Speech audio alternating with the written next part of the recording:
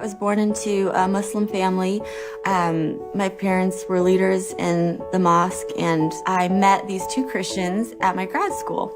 We just realized, okay, we definitely are both very strong in our faiths, but we can't both be right. We can both be wrong. Like logically in my mind, it's like, okay, we can both be wrong about Jesus for sure, but we can't both be right.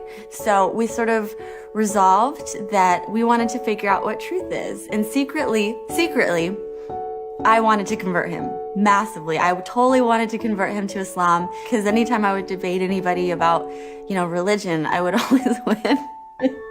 And so he gave me a Bible, I gave him a Koran, and we started to just sort of do our own research. And I would come with my bullet points and he would come with his.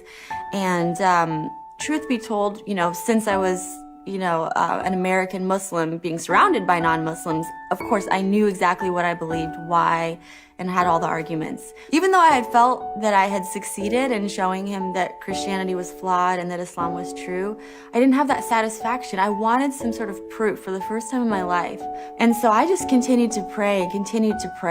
And, I would fast and I would just cry out night and day to God, to Allah, the only God that I knew, to show people that he was the truth. I started to just really have a lot of torment. I just thought maybe I was going crazy for the first time. But it was like I couldn't think anymore. And especially as somebody studying to be a doctor and, science background, to lose your mind is really a very low point, to say the least. So there was one day where I was probably at my lowest point. I was just crying, praying to Allah and saying, I can't do this one more day. And that same day, I got a text message from my friend. He had been praying for me all along, and his church actually had been praying too down south. And his pastor actually had brought or had typed up bullet points from the book by Lee Strobel called The Case for Christ. And so because I was at such a low point at that point, I was like, I'll read anything. Why not? It gave so much significant proof for the historicity of the cross and resurrection. And I started to read the Bible again. I was reading it as though it actually could have happened. And I just remember thinking, oh my gosh, this is beautiful. And then I called somebody that I knew who was a Christian. She said, why don't you just ask Jesus to come into your heart? If you're wondering and curious, you have nothing to lose. And, little did she know, if a Muslim asks Jesus into their heart, it's hell for eternity. No coming back. You cannot come back from that. So I just looked up at the heavens and I said, Allah, I don't know who you are. Allah, I don't know what's real. Whoever you are, though, I want to give my life to you. If you're Jesus, you can come into my heart. The next morning I woke up and all the torment was gone.